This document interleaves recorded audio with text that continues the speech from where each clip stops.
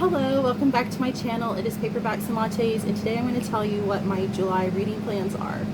So this is my July TBR, books I hopefully will get to at some point in July. I am a huge mood reader, and so I don't necessarily stick to my TBR every month, like super strictly.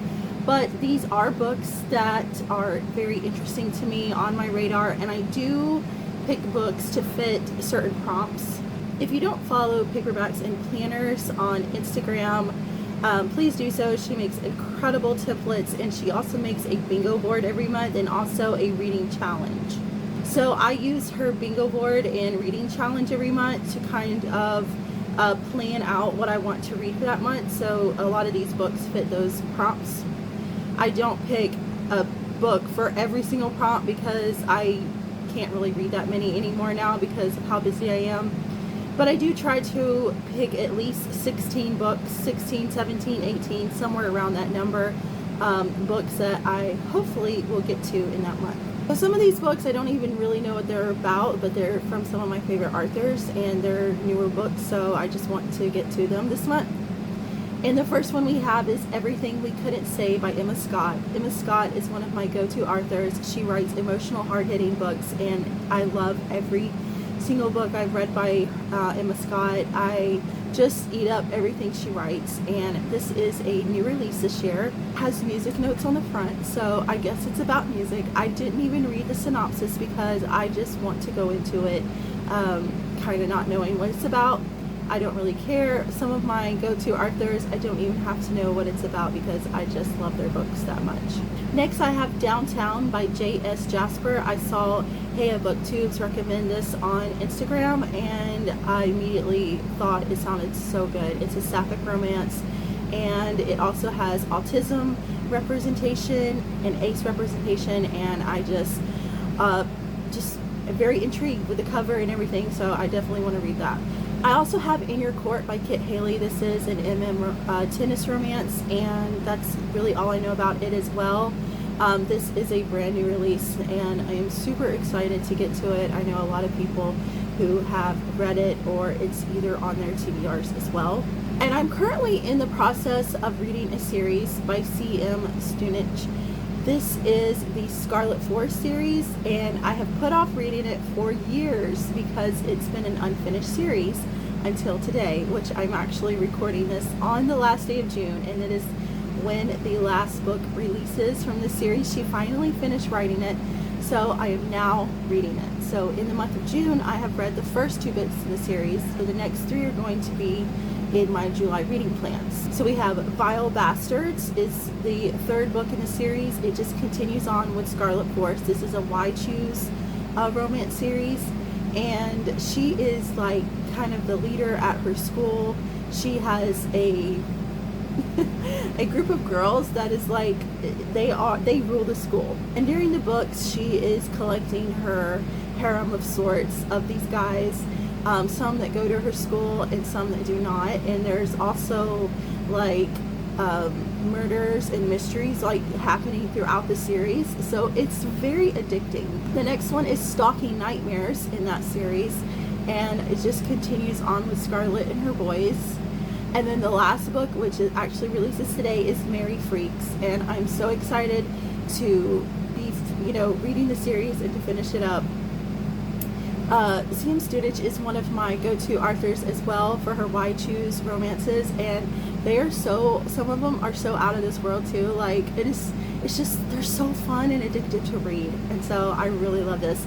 If you've read the Havoc series, Scarlet and her boys predate Havoc, so if you have read Havoc and like them, then you'll really love the Scarlet Forest series. Then we have Rocky Mountain Refuge by Nicky James. I love Nicky James. She writes MM romances, and I eat them up, every single one of them. I love them so much. This is about a man who is a refuge in the mountains of Canada, I think. He happens upon another man and he has to rescue him, or something to that effect. Like I said, some of my favorite authors, I don't really read a whole lot about the synopsis, but I've been wanting to get this one for a while, so I'm put it on my July reading plans.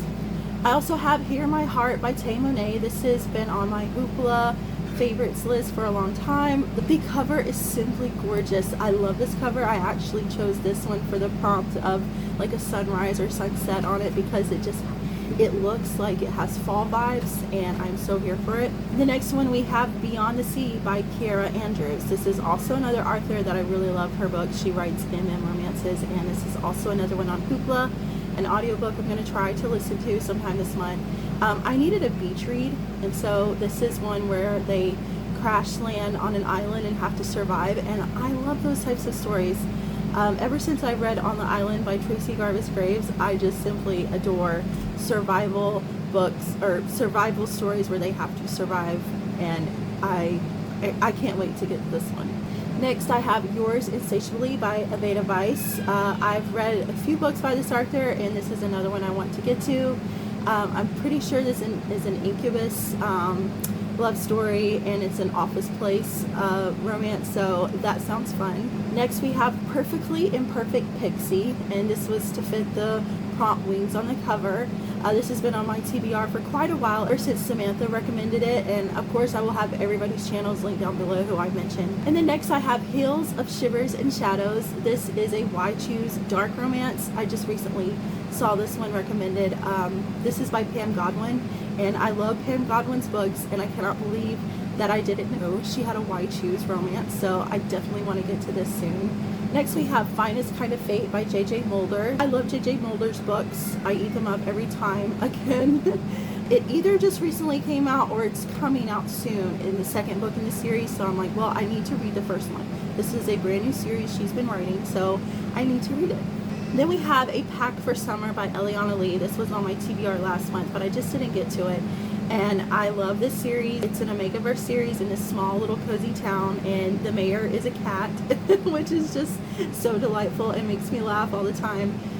He like sets these people up. He's like the matchmaker, and he just kind of runs the town. And this is Summer, and she has a restaurant or a bakery, and I do know that the kitchen floods or something, or her apartment, because she lives in the same building as her bakery, and she has to move out, and so she moves in with some guys, and of course it is their romance. Next we have Pieces of the Night by Jennifer Hartmann. I guess I should have like tried to get some synopsis of these, sorry, but it is a new one by Jennifer Hartmann, and I do not need to know what it's about. I love Jennifer Hartmann's books ever since I read Still Beating, and I am so excited for another book by Jennifer.